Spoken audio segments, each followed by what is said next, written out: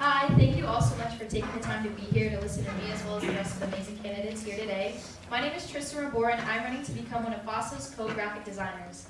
A little about me if you don't know, I'm a rising junior here at UMBC. I'm a biology and IMDS ethics and medicine double major. I have two older siblings, Trent and Taylor. I work as a medical secretary of the Baltimore, Washington Critical Care Unit Medical Center. A few other non-cultural organizations I'm involved in are UMBC Women's Club Volleyball, Bonsai Club, and the Pre-Medical Society. So growing up, I was lucky enough to have a very loving and creative mom who I looked up to and hope to be exactly like one day. And this means getting custom Halloween costumes and even a year where she dressed me and my siblings up as the cast of Avatar.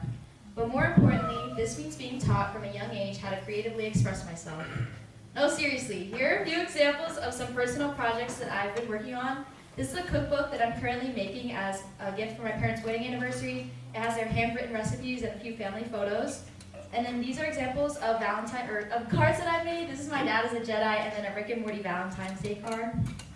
So harnessing these skills played a big part in shaping who I am today and the type of person that I strive to be in the future. I would describe myself as friendly, outgoing, creative, as well as professional and hardworking. A few of my long-term goals are to go to medical school, become a doctor, and later start a family of my own. In school, I've always enjoyed projects that entailed creativity like designing posters and PowerPoints, as well as just goofing off and making videos with my friends. And here's a little clip of one of the videos that I made in high school that was shot on my school computer.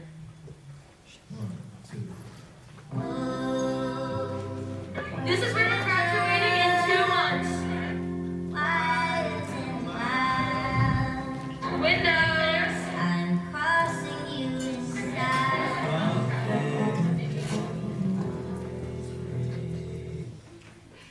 So regarding YouTube, a more embarrassing memory happened during middle school when me and my cousin decided to start a Sims 4 YouTube channel.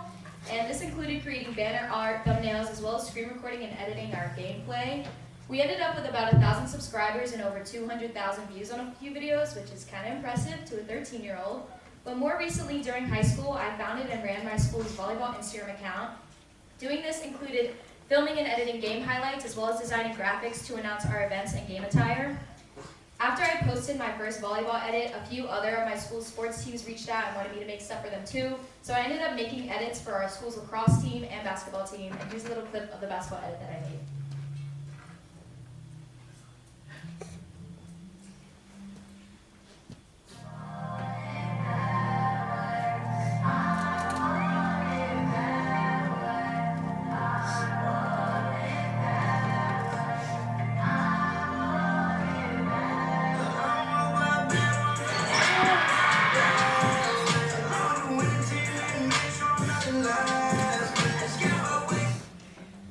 So in high school, I didn't have any type of professional software. I was actually borrowing my friend's camera, and so all of my graphics were made on my phone as I toggled through a million different apps, like an app called Superimpose, an app called Fonto, and sometimes even PowerPoint and Microsoft Word.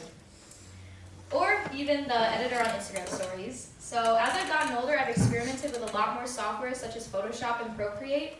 However, I found that the resourcefulness that I honed during my high school days continues to serve me well in environments like a hospital where our staff computers only have PowerPoint and Microsoft Word. So here are a few projects that I've done at work using these things. These are seasonal hand wash signs, super cute. And then these are frequently referenced items such as a hospital directory that you can clip onto your badge, as well as policies and a reference for reading the provider schedule. I was also recently given the task to design 4 different themed t-shirts for Nurses Appreciation Week. So here are examples of 2 of those. So as I continue to apply my skills in various environments such as the workplace, where I practice administrative tasks and essential qualities like diligence and efficiency, I've come to appreciate the value of adapting to new situations and overcoming initial anxieties. Whether it be starting a new job or a new school, I'm sure we've all experienced this feeling. For me, it was showing up to my first ever GBM alone. When I joined FOSSA, I was so scared I wouldn't fit in because I didn't know anyone. I don't look very Filipino at all, some might argue for whatever reason. But mostly because what struck me the most was the profound sense of family that radiates from everyone here.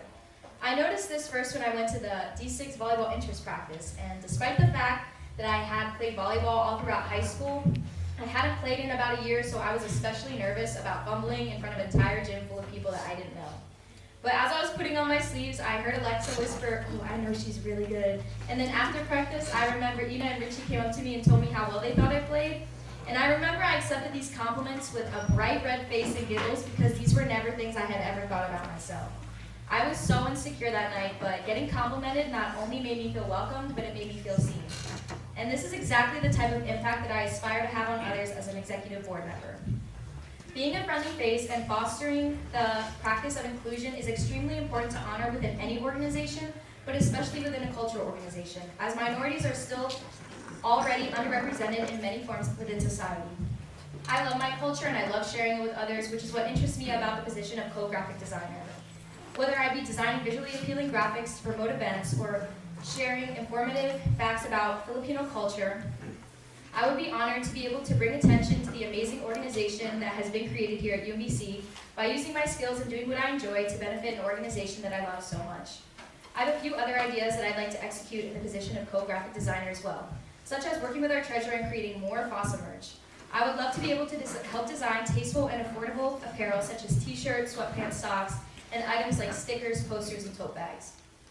Having more FOSSA merch will not only help promote our organization, but these things could also be raffled off and or sold during events and fundraisers. Also, as a D6 volleyball and basketball player, I would also like to help assist the sports coordinator to help design jerseys for D6 sports. I think I would be a good fit on board because I recognize the importance of working together as well as advocating for others and especially family. FOSSA, just like family, is not just made up by those who run it, but it's made up by everyone here and everyone before us. Although I'm still constantly fighting the wage and allegations, the precious family relationship within FOSSA quickly became the thing I love most about this organization, as this aspect reminds me of something my dad always told me and my siblings growing up, that family is the most valuable thing in this world. If I get elected to serve on board, I will do my part in carrying out UBC FOSSA's legacy by honoring our pillars of education, integration, service, and of course, family. So thank you to all the members of FOSSA for listening to me talk today and for your friendship, life, advice, and laughs. Thank you for making FOSSA family.